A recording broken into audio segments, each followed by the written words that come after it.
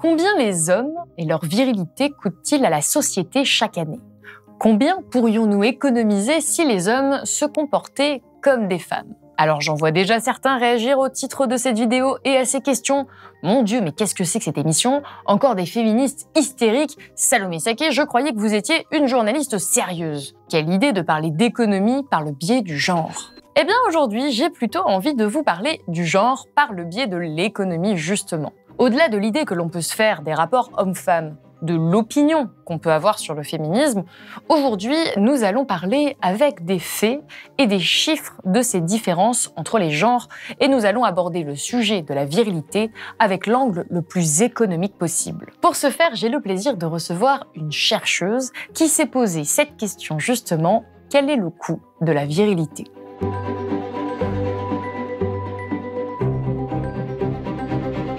Lucille Peytavin, bonjour. Bonjour. Alors, vous êtes historienne et essayiste. Vous avez signé ce livre, Le coût de la virilité, ce que la France économiserait si les hommes se comportaient comme les femmes. Et alors, le moins qu'on puisse dire, c'est qu'aborder l'économie de cette façon, c'est original. Pourquoi est-ce que vous avez choisi d'écrire là-dessus ? Alors, effectivement, c'est nouveau d'aborder la question de la virilité à l'aune de l'économie. Alors, ça m'a semblé tout à fait pertinent puisque aujourd'hui encore, dans la société, il y a des différences entre les hommes et les femmes, des différences de rôle, de place. Et par exemple, dans la sphère du travail, eh bien, l'OCDE produit elle-même des études qui indiquent que si on réduisait l'écart de taux d'emploi entre les hommes et les femmes, ceci aurait des conséquences bénéfiques sur la richesse nationale et sur le PIB. Donc, c'est un angle qui est tout à fait pertinent. Mais est-ce que vous n'avez pas un petit peu peur qu'on vous taxe d'anti-homme ? Parce qu'en fait, l'angle du livre, l'idée même, on pourrait se dire que c'est quand même un petit peu étrange d'aborder l'économie de cette façon. Alors, mon propos n'est absolument pas de viser les hommes, mais bien de viser l'éducation à la virilité qui pousse les hommes à se comporter de cette façon, c'est-à-dire à avoir des comportements asociaux. Et je pense que parler d'anti-homme, c'est un petit peu inévitable quand on aborde les thèmes des inégalités entre les hommes et les femmes, mais c'est tout à fait dommageable, puisque, à mon sens, ce sont des discours qui servent quand même à discréditer, à atteindre la légitimité du mouvement féministe, à mon sens. Alors, on parle de virilité. Qu'est-ce que ça veut dire exactement, le mot virilité ? Comment vous définissez ça dans votre ouvrage ? Alors, la virilité, si on remonte à l'étymologie du terme, donc en sanskrit vira, le héros, vir, l'homme. La virilité, c'est une notion qui rassemble les attributs de force, de puissance et qui servent à définir ce que doit être un homme aujourd'hui dans notre société. C'est quelque chose qui est encore extrêmement prégnant dans l'éducation des garçons notamment. On ne s'en aperçoit pas toujours, c'est-à-dire que ce sont des valeurs que l'on transmet de façon parfois inconsciente, puisque nous-mêmes, on a été éduqués à travers ces valeurs-là et que, à travers l'éducation des garçons, effectivement, on va les perpétuer. Et alors, en quoi est-ce que c'est un problème, le fait qu'il y ait ces normes de virilité qui soient transmises aux garçons et aux filles, en fait, en réalité?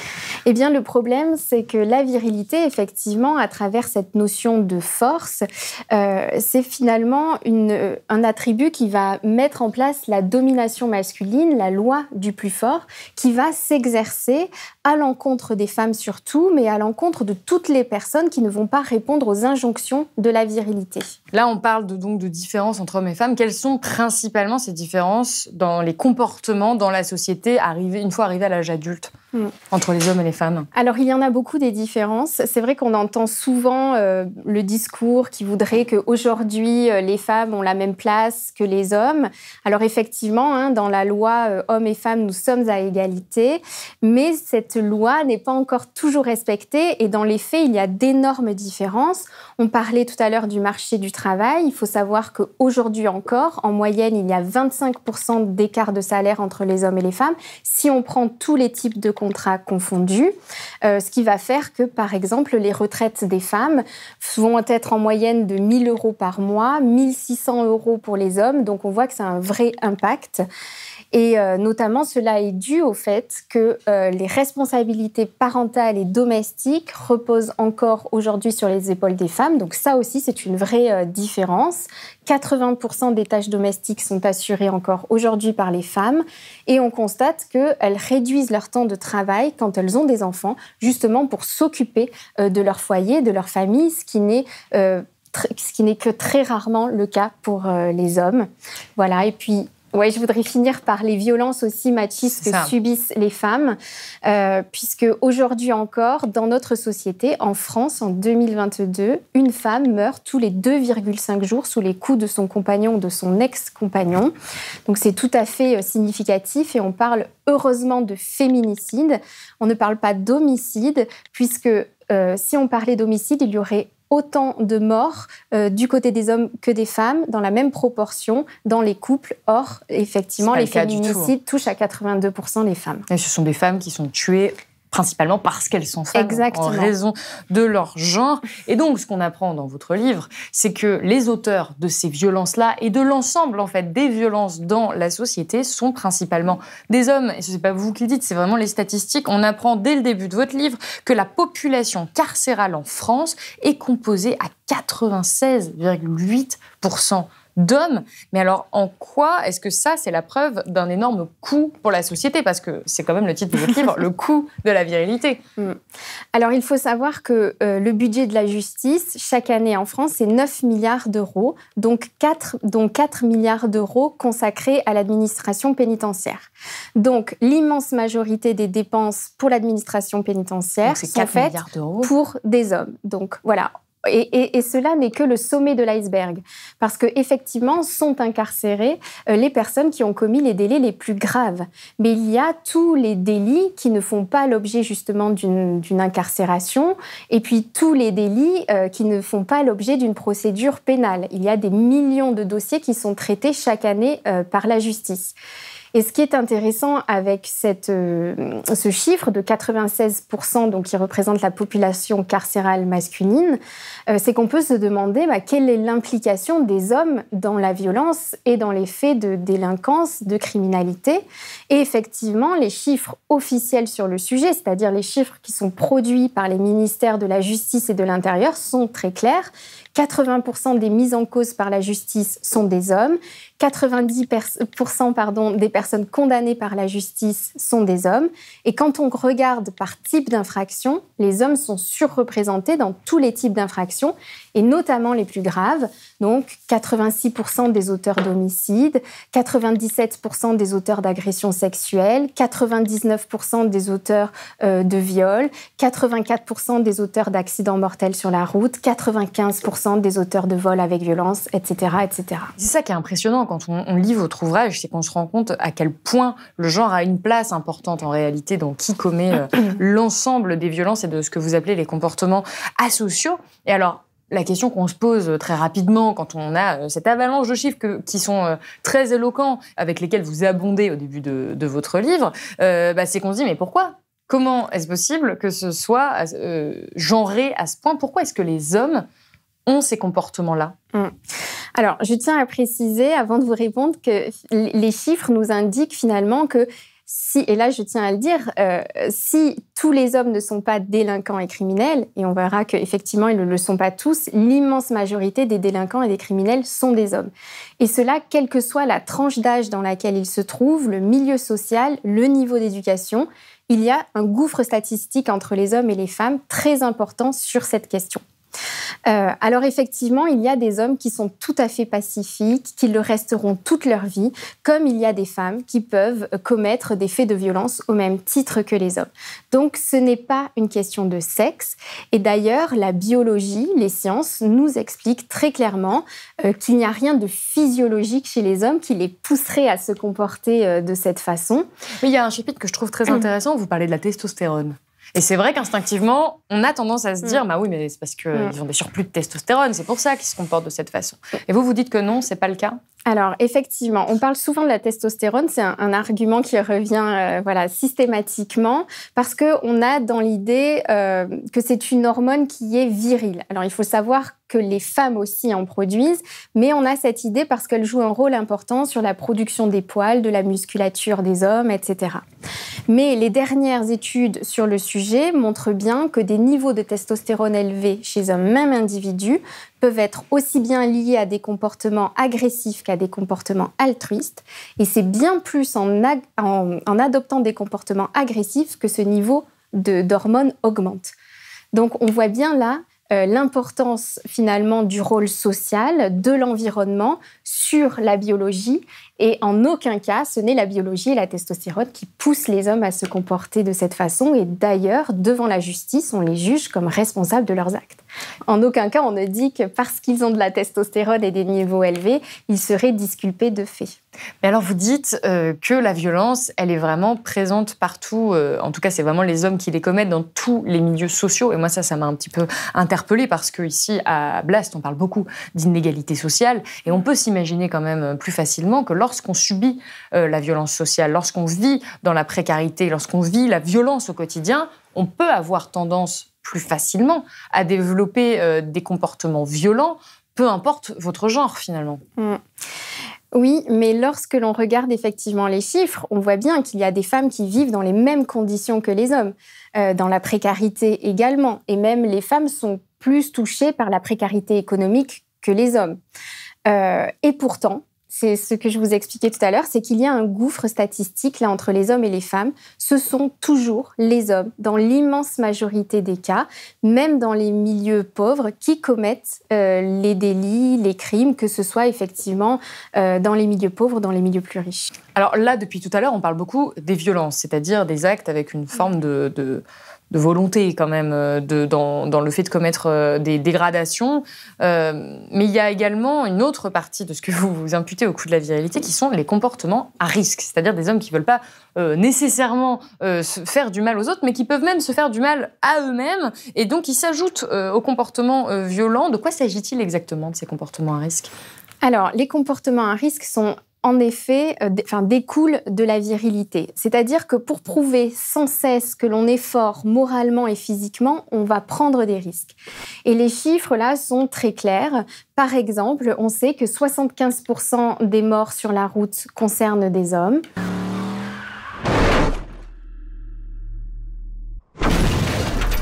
Que 80% des cas de cancer liés à l'alcool et au tabac, puisque l'alcool fait partie des rites virils, donc ces cancers-là concernent des hommes. Il y a des études de l'OCDE qui montrent qu'à l'âge de 14 ans, déjà, les garçons ont 70% de risque de plus que les filles de mourir dans un accident. Et si on prend la population des hommes dans sa globalité, eh bien, il faut savoir que les hommes ont 3 fois plus de risques de mourir de façon prématurée, c'est-à-dire avant 65 ans, d'une mort évitable, c'est-à-dire liée à un comportement à risque. Donc, on s'aperçoit que les hommes aussi sont victimes de la virilité, qu'elle est extrêmement coercitive pour eux et qu'ils auraient beaucoup à gagner à sortir de ces schémas virilistes.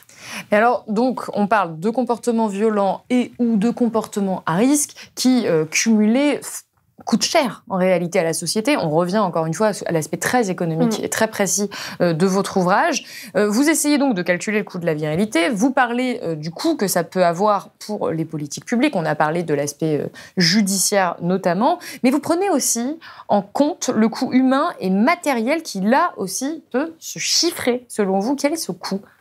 Alors effectivement, il y a un coût qui est supporté par la société, qui va être lié au décès, aux souffrances physiques et psychologiques des victimes, aux pertes de productivité, aux destructions de biens. Et tout ça, ça se calcule, et notamment par un outil statistique qui s'appelle la valeur de la vie statistique, qui est utilisé par le gouvernement, notamment pour mettre en place différentes politiques publiques. Et donc, cet outil nous apprend qu'une vie coûte environ 3 millions d'euros, un blessé grave, 400 000 euros, un blessé léger, 16 000 euros, etc., etc. Ce qui permet effectivement de calculer les coûts liés aux homicides, aux violences volontaires ou au viol.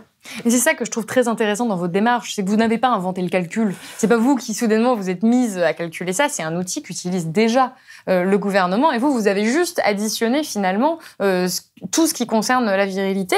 Et à la fin, on arrive à ce chiffre absolument extraordinaire de 95,2 milliards d'euros par an que vous imputez à ce coût de la virilité. Qu'est-ce que ça concerne d'autre? C'est quoi? C'est le coût dans les hôpitaux, par exemple? Le coût, vous parliez de soutien psychologique, de perte de productivité? Alors, ma méthode de calcul et à quoi correspond ce montant, eh bien, c'est un différentiel. C'est-à-dire que c'est la différence qu'il y a entre les sommes qui sont dépensées pour faire face aux comportements asociaux des hommes et celles qui sont dépensées pour faire face aux comportements asociaux des femmes.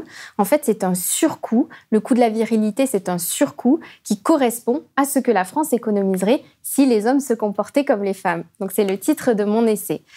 Et ces coûts, ils sont de deux ordres. Alors, effectivement, il y a des coûts directs en termes de frais de justice, de forces de l'ordre, de services de santé, et des coûts indirects, on en a parlé, pour la société, donc liés au décès, aux souffrances, aux destructions matérielles, etc. Et effectivement, j'arrive à un total qui est de près de 100 milliards d'euros par an. C'est tout à fait colossal, mais il faut savoir que c'est largement sous-estimé pour deux raisons principalement. La première, c'est qu'il y a un grand nombre d'infractions pour lesquelles je n'ai pas eu accès aux données ventilées par sexe. La question des statistiques est une vraie question. Voilà, c'est difficile d'avoir les statistiques. Et puis, il y a un grand nombre d'infractions qui ne font pas l'objet d'une procédure pénale, donc on ne peut pas les prendre en compte dans le calcul.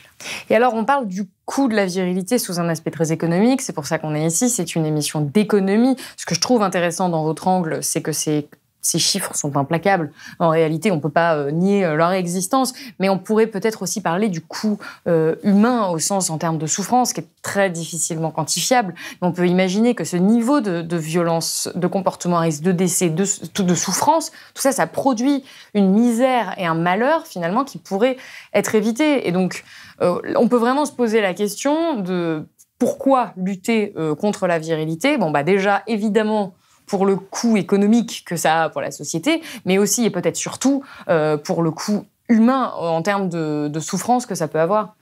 Effectivement, je pense qu'il est important qu'on comprenne qu'on aurait toutes et tous beaucoup à gagner à sortir de cette éducation à la virilité, parce qu'on en est toutes et tous victimes. On a cité les chiffres des violences machistes que subissent les femmes, des répercussions sur la santé pour les hommes.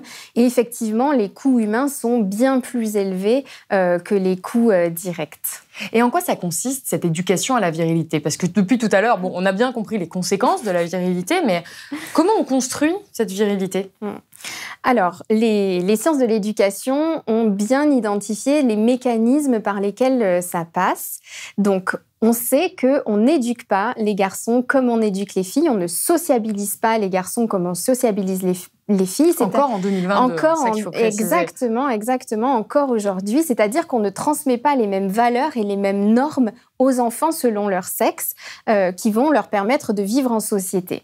Et par exemple, concernant les garçons, on sait que dès les premiers jours de leur vie, quand les bébés sont tout petits, les adultes, l'entourage vont par exemple avoir des rapports beaucoup plus physiques, beaucoup plus toniques avec ces enfants. Donc on va mettre en valeur la force physique de ces petits garçons.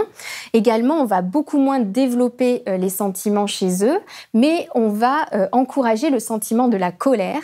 Par exemple, il y a des études qui montrent que lorsque l'on lit une histoire à un petit garçon, on surjoue beaucoup plus la colère que lorsqu'on la lit à une petite fille.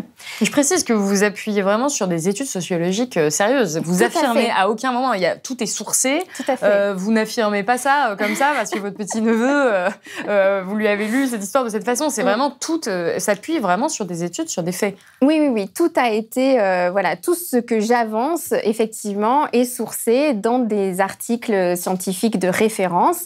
Et sur l'éducation, effectivement, tout cela a bien été identifié. Et aussi le fait qu'avec les garçons, on est beaucoup plus permissif qu'avec les filles, c'est-à-dire que les comportements perturbants sont moins sanctionnés. Donc finalement, dans l'enfance, comme ça, on prépare un terrain qui va être finalement favorable à des futurs comportements déviants. Mais nous, en tant qu'adultes, bien on va un peu minimiser les choses, c'est-à-dire qu'on va juger que, que ce sont des comportements d'enfants et que finalement ce n'est pas si grave. Mais il faut savoir que la violence chez les garçons, dans l'éducation qu'ils reçoivent, est une part importante, puisque effectivement dans leur jeu de bagarre, de bataille avec les armes factices, il faut savoir qu'aujourd'hui on parle beaucoup des jouets, mais que dans 90% des cas, dans les catalogues de jeux, quand il y a une arme, elle est tenue par un petit garçon. Et puis, il y a aussi toute la culture avec les livres, avec les films, dans lesquels l'immense majorité des héros sont des garçons, sont des hommes, qui vont s'adonner à une violence qui est souvent légitime, parfois tout simplement pour sauver le monde. Et donc, les garçons vont s'identifier à ces personnages et développer une appétence pour cette violence. Hey, Claudius.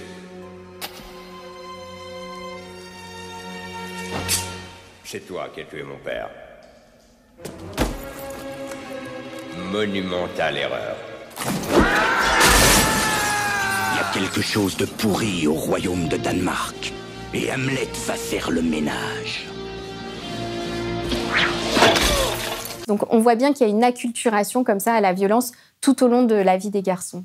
Alors vous, à la base, vous êtes historienne. Alors peut-être que vous pourrez nous dire d'où nous vient cette violence. Parce qu'on s'imagine bien que les parents de jeunes enfants se disent pas « Oh là là, je vais éduquer mon enfant avec une culture viriliste ». Personne ne se dit ça en réalité. Donc d'où nous vient cette construction sociale? Alors ce sont des schémas avec lesquels effectivement nous-mêmes on a été éduqués. C'est pour ça qu'on les transmet sans toujours en avoir conscience. Mais c'est quelque chose qui remonte à très très loin et donc ça va prendre du temps de le déconstruire. Et c'est pour ça aussi que c'est compliqué et qu'il y a des résistances.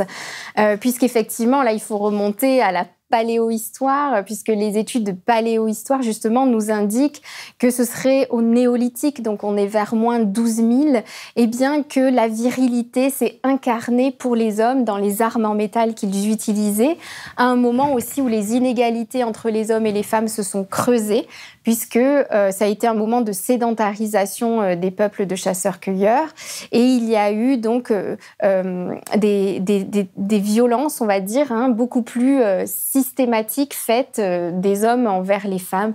Donc tout cela remonte à très très loin. Et donc c'est des schémas qui vont être compliqués à déconstruire. Comment on fait aujourd'hui, une fois qu'on a établi ce constat, c'est-à-dire que oui, la virilité, le lien est clair entre violence, coût pour la société et virilité. Comment peut-on faire en tant que pouvoir public pour lutter contre cette virilité, ou en tout cas les effets de cette virilité? Et comment peut-on faire en tant que citoyen, les personnes qui nous regardent aujourd'hui, pour se dire je vais essayer de changer un petit peu la dynamique aujourd'hui? Alors, je crois que effectivement, le travail est colossal, mais la première chose, c'est la prise de conscience. Effectivement, ne plus se voiler la face, parce qu'on a vu que ça avait des conséquences très importantes sur l'ensemble de la société, sur nos enfants.